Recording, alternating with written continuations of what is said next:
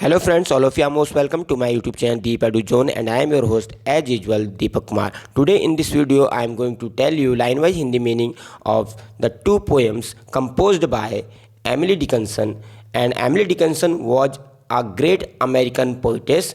Her full name was Emily Elizabeth Dickinson, and in her poetry we find a commonality that all her poems are very short, not too lengthy, and she uses dashes as a punctuation mark very much in her poem. She does not give a title to her poem, so the people assume the first line of the poem as a title.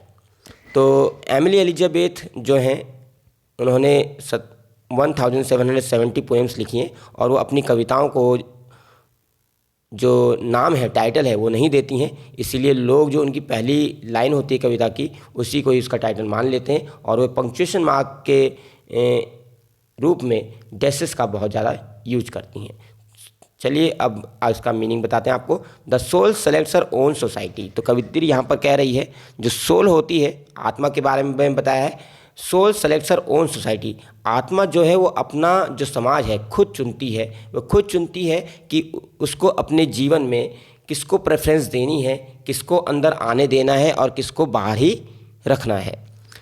तो एक तरीके से बताया गया है कि जो लोग होते हैं वो अपने जीवन में कुछ ही कंपेनियन को चुनते हैं जो उनके लिए मैटर करते हैं, जो उनके लिए मायने रखते हैं, और बाकी लोगों के लिए वो क्या करता है, एक्सक्लूड कर देते हैं, अपने जीवन से बाहर रखते हैं, अपनी कॉन्शियसनेस से बाहर रखते हैं।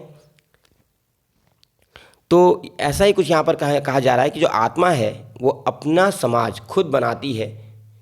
देन शट्स द डोर, फिर वो क्या करते हैं, फिर वो अपने दरवाजे को बंद कर देती है। तो इसी प्रकार से जो लोग होते हैं, यहाँ पर आत्मा कहा गया है, और आत्मा मनुष्य के अंदर ही होती है, मतलब लोगों के अंदर ही होती है। तो यहाँ पर आत्मा जो के बारे में बता रहे हैं कि जो आत्मा होती है वो अपना समाज खुद बनाती है। देन शट द डोर, उसके बाद वो दरवाज़ा बंद कर देती है। जिस प्रकार से अगर आप देख सकते हैं कि जो लोग होते हैं, लोग अपने जीवन में कुछ ही लोगों को, कुछ ही साथियों को प्रेफरेंस देते हैं, या उनको लोगों को अपने जीवन में आने देते हैं, या उन्हीं लोगों को सेलेक्ट करते हैं, चूज करते हैं जो उनके लिए मायने रखते हैं, और बाकी लोगों को एक्सक्लूड कर देते हैं, अपनी कॉन्शियसनेस से, अपनी चेतना से बाहर कर देते हैं, वो उनके लिए मायने नहीं रखते हैं। देन शट द डोर, उसके बाद क्या करते हैं, तो उसके बाद दरवाज़ा बंद कर देती है। तो हमारी जो आत्मा है वो अपना समाज खुद निर्माण करती है, और उसके बाद वो दरवाज़ा बंद कर देती है। टू हर डिवाइन मेजोरिटी, और वह उसकी जो देव्य मेजोरिटी है वह अपनी किसी और की नहीं सुनती है। उसकी जो देव्यता है, जो दिव्यता है, जो देव्यता है, उसकी मेजोरिटी को प्रधानता देती है। प्रेजेंट नो मोर, और बाकी उसके लिए कोई भी प्रेजेंट नहीं है। तो जो आत्मा है अपने समाज का खुद निर्माण करती है, और उसके बाद जब वो जिसको आने देना है उसको, उसके बाद वो उसको प्रवेश देने के बाद अपने दरवाज़ा जो है, अपने दरवाजे को वो बंद कर देती है, और वह केवल अपने डिवाइन मेजोरिटी को प्रेफरेंस देती है। वह उसकी बात सुनती है जो उसकी आत्मा कह रही है, जो उसकी देवता जो है उसकी बात को सुनती है। प्रेजेंट नो मोर, और उसके बाद जब उन्हें एक व्यक्ति को प्रवेश दे दिया और उसके बाद दरवाज़ा बंद कर दिया है, तो उसके बाद उसके लिए कोई भी व्यक्ति उपस्थित नहीं है, चाहे वो कोई भी कितना बड़ा या हाई रैंक का क्यों ना हो, चाहे कितना भी पावरफुल हो, कितना भी ब्यूटीफुल हो, ये मायने उसके लिए नहीं रखता है। तो unmoved she notes the chariot. तो ये जो आत्मा है, जब उसने एक व्यक्ति को प्रवेश दे दिया अपने जीवन में, तो उसके बाद फिर ये इसने, और उसके बाद उसने दरवाज़ा बंद कर दिया। अब उसके बाद कोई नहीं आ सकता, कोई एंटर नहीं कर सकता, और अनमूव्ड, और अगर कोई बड़े से बड़ा व्यक्ति भी आ जाए तो भी ये अनमूव्ड रहती है, ये प्रभावित नहीं होती है, द्रवित नहीं होती है। And she notes the chariots, और ये चैरियट्स, और वो देखती है, वो नोट करती है कि कई सारे जो रथ हैं वो रथ आए हैं, और वो रुकते हैं, पॉसिंग करते हैं, मतलब वो रुकते हैं हर लो गेट, अपने नीचे गेट पर उसके आके रुक जाते हैं, आत्मा के पैरों के, या आत्मा के पैरों के नीचे आके यहाँ पर वो जो चैरियट हैं आगे खड़े हो गए हैं। जैसे समझ लीजिए अगर आप घर में हैं और घर में छत पे ऊपर खड़े हैं, और उसी प्रकार से कोई गाड़ी है या कोई चैरियट है वो आपके घर के दरवाजे के आगे निचले हिस्से में आपके मेन गेट पर खड़ा है, तो इसी प्रकार से आत्मा भी ऊपर है। तो आत्मा के सामने जो है कदमों पर जो चैरियट है, कई सारे रथ आके खड़े हो गए हैं, और वो रुकते हैं उसके लो गेट के नीचे, लो गेट में निचले गेट पर, अनमूव्ड एन एम्परर, और लेकिन फिर भी वो अनमूव्ड रहती, मतलब हिलती नहीं है। जैसे कि आप घर में छत पे खड़े हैं, रूफ पे खड़े हैं, और आपके सामने कोई गाड़ी आ जाए तो भी आप नीचे नहीं आ रहे हैं, भले ही कोई भी बड़े से बड़ा व्यक्ति आ गया, आप ऊपर ही हैं, नीचे ही नहीं आए। कुछ वैसा ही समझ लीजिए कि जैसे आत्मा है, आत्मा बहुत ऊपर है, उसके बाद आत्मा ने अपने जीवन में जिसको प्रवेश देना था उसको प्रवेश दे दिया, उसके बाद बड़े से बड़ा व्यक्ति आ गया है उसके दरवाजे पर, फिर भी वो हिल नहीं रही है, वो नहीं देख रही है कि कौन आया है कौन नहीं आया है। एन एम्परर बी नीलिंग, और उस चैरियोट से निकलकर जब एक एम्परर बाहर आता है, बी नीलिंग, वो नील करता है, मतलब घुटने टेकता है, अपॉन हर मैट, उसके मैट पर, जो मैट बिछी हुई है दरवाजे पर, वहाँ पर आकर वो खड़ा होता है और वो अपने नील डाउन करता है, अपने घुटने टेक देता है आत्मा के सामने। तो भी वो अनमूव्ड है, वो प्रभावित नहीं हो रही है, वो प्रार्थना कर रहा है, रिक्वेस्ट कर रहा है, फिर भी वो सुनने को तैयार नहीं है। इसी प्रकार से आत्मा अनमूव्ड रहती है। जब उसने जिसको प्रवेश देना था उसको एंटर करने दिया, उसके बाद उसने दरवाज़ा बंद कर दिया। अब कई सारे चैरियोट आगे सामने खड़े हो गए हैं उसके दरवाजे पर, लेकिन वो नीचे नहीं आ रही है, वो हिलने को तैयार नहीं है, वो वेलकम करने के लिए नहीं आ रही है जो चैरियोट में आया है। और वो जो चैरियोट में जो बैठकर आया था जो एम्परर, उसके सामने वो नील डाउन कर रहा है फिर भी, और रिक्वेस्ट कर रहा है, फिर भी जो आत्मा है वो प्रभावित नहीं हो रही है, वो हिल नहीं रही है और उसकी रिक्वेस्ट पर ध्यान नहीं दे रही है। I have known her from an ample nation, तो मैंने चुन लिया है, आई हैव नोन हर, मैं उसे जानती हूँ, फ्रॉम एन एम्पल नेशन। तो यहाँ पर ये कहा गया है कि जो आत्मा है उसने एक एम्पल नेशन से, एम्पल नेशन का मतलब एम्पल माने अत्यधिक, नेशन, तो नेशन जो होता है राष्ट्र होता है, तो एक देश के अंदर और इस दुनिया में कई सारे लोग भरे पड़े हैं, पर कई प्रकार के लोग भरे हैं, तो आत्मा उसमें से चूज वन, उसमें से केवल एक को चुनती है। तो ये बात जो है मैंने जान ली है कि जो आत्मा जो है वो फ्रॉम एन एम्पल नेशन, कई सारे लोगों में से सिर्फ एक को चुनती है। Then close the valves of her attention, और फिर वो क्या करती है, अपने अटेंशन के वाल्व्स बंद कर देती है। जो वाल्व का मतलब एक तरीके से लॉक कह लीजिए, तो वाल्व रेगुलेटर करने वाला, जिस वाल्व का काम होता है कि उस रेगुलेट करना, जैसे अगर नल जो होता है, टैप जो होता है, उसके ऊपर वाल्व लगा रहता है, अगर हम उसे खोलेंगे तो वो धीरे धीरे जितना खोलना चाहेंगे उतने उसी हिसाब से वाटर का फ्लो तेज होते जाता है। तो उसी प्रकार से मेरे जो अटेंशन है, तो उसी प्रकार से जो आत्मा का जो अटेंशन है वो भी, उसका जो वाल्व है वो बस कस गया है, क्लोज हो चुका है, अब वो खुलने वाला नहीं है किसी और के लिए।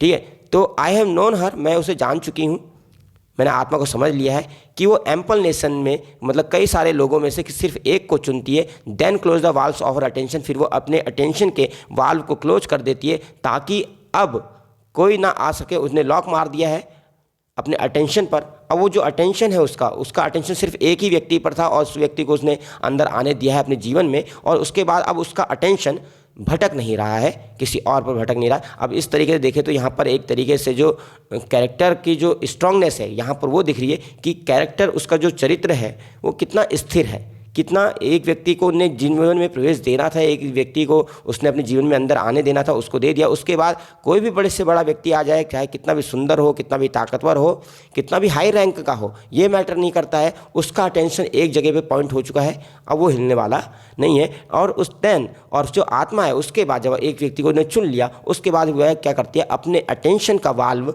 वो बंद कर देती है, लॉक कर देती है, और फिर वो प्रभावित नहीं होती है। फिर वो लाइक स्टोन, समझ लीजिए एक स्टोन के जैसे उसकी स्ट्रांगनेस है, अब उसे कोई भी उसे तोड़ नहीं सकता, उसे अब कोई भी पिघला नहीं सकता है। तो ये था इसका मीनिंग। तो अब अगली पोएम एक और देख लेते हैं एमिली डिकिंसन की, the brain is wider than the sky. यहाँ पर जो ब्रेन है उसका कंपैरिजन किया गया है तीन चीज़ों से, और ब्रेन की महानता को यहाँ पर दिखाया गया है कि ब्रेन कितना महान होता है। और तो चलिए देखते हैं, brain is wider than the sky. इस पोएम का जो टाइटल है वो ये है, the brain is wider than the sky, कि जो ब्रेन है, जो मस्तिष्क है, वो आकाश से ज़्यादा अनंत है, ज़्यादा विस्तृत है, वो ज़्यादा वाइड है। तो और इतना वाइड है,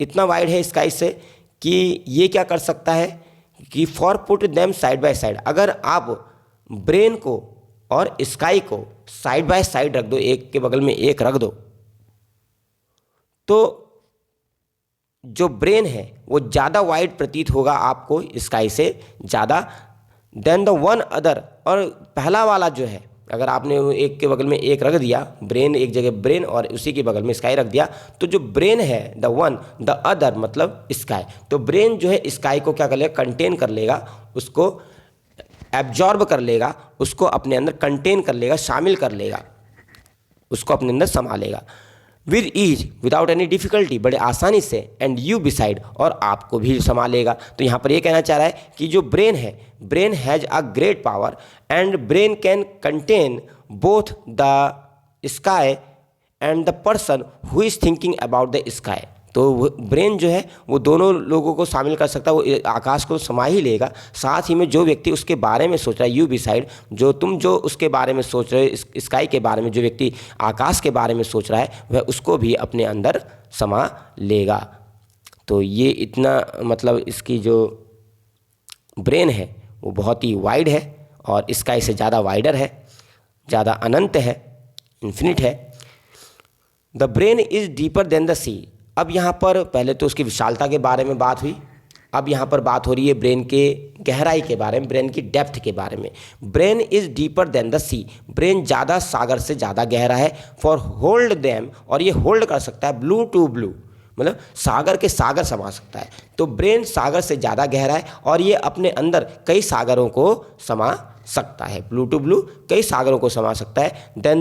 देन वन द अदर, और एक जो है मतलब जो ब्रेन है वो दूसरे वाले को एब्जॉर्ब कर लेगा, सोख लेगा, अपने अंदर समाहित कर लेगा, एज स्पंज, जिस प्रकार से जो स्पंज होता है, जैसे सोखता होता है, उसे कहीं पर भी लगाया जाता है, कोई भी लिक्विड चीज़ होती है उस पानी को सोख लेता है। जैसे कई स्पंजों को, जैसे अगर बकेट में डाल दिया जाए, बाल्टी में डाल दिया जाए, जैसा कि स्पंज करते हैं बकेट के अंदर, तो स्पंज अगर डाल दिया जाता है तो स्पंज क्या करता है, बकेट का जो वाटर होता है उसको एब्जॉर्ब कर लेता है, उसको सोख लेता है।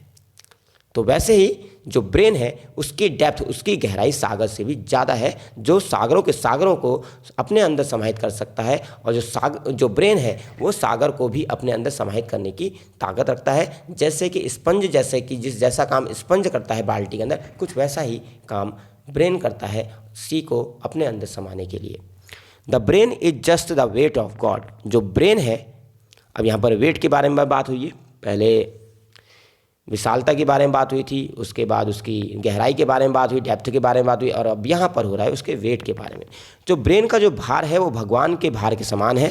For heft them, for heft माने फॉर लिफ्ट दैम, और अगर दोनों को उठाओगे अगर आप तो पाउंड फॉर पाउंड निकलेंगे, मतलब जो वेट है दोनों का वो समान ही निकलेगा। एंड दे विल डिफर, और अगर आप कहें कि ये दोनों अलग हैं तो बस अंतर इस बात का होगा, इफ़ दे डू, अगर इसमें अंतर निकला तो ये होगा जैसे कि एक सिलेबल और साउंड में जो डिफरेंस होता है बस उतना ही नाम मात्र का डिफरेंस निकलेगा, मतलब निग्लिजिबल, ना के बराबर, कोई अंतर ही नहीं हुआ सिलेबल और साउंड में, तो वो अंतर यहाँ पर निकलेगा। अगर आप कहते हैं अंतर है तो बस वही अंतर है जैसे कि सिलेबल और साउंड, मतलब ना के बराबर कोई अंतर उसमें नहीं है, ना ब्रेन और गॉड के भार में कोई अंतर नहीं निकलेगा, जिस प्रकार से सिलेबल और साउंड में कोई अंतर नहीं है। तो सिलेबल और साउंड क्या होता है, सिलेबल ये होता है जैसे अगर आप कहें इंटेलिजेंट, एक वर्ड है इंटेलिजेंट, अब इसके सिलेबल क्या होता है, कितने हम छोटे भागों में तोड़ सकें, ई, इन, टे, जहाँ जहाँ वावल आते हैं वहाँ पर टूट जाता है, इन, टे, ली, ई, जेंट, तो ये सिलेबल हुआ। तो यहाँ पर क्या 1 2 3 4, इंटेलिजेंट में कितने सिलेबल है, 4 सिलेबल है, जहाँ पर वावल साउंड आ गया, ई, टे, ए, ली, ई, जे, ए, ये है ना साउंड। तो यहाँ पर क्या है, तो क्या है ये साउंड। अब सिलेबल का क्या मतलब है, सिलेबल क्या है, सिलेबल क्या है, वावल साउंड है, और साउंड का मतलब साउंड। तो क्या फ़र्क हुआ, सिलेबल और साउंड में कोई फ़र्क है नहीं, क्योंकि सिलेबल का मतलब ही आवाज़ होता है, वावल साउंड होता है, साउंड की आवाज़ जहाँ निकलती है, वावल साउंड की आवाज़ देखिए, तो आवाज़ जहाँ निकलती है वहीं पर ही सिलेबल हो जाता है। तो आपने देखा कि सिलेबल और साउंड में कोई फ़र्क ज़्यादा नहीं होता है, ना के बराबर डिफरेंस है, लगभग एक ही हैं, ठीक है। तो so I hope that you have understood the poem very well, and please like and share my video with all your friends. Thank you very much.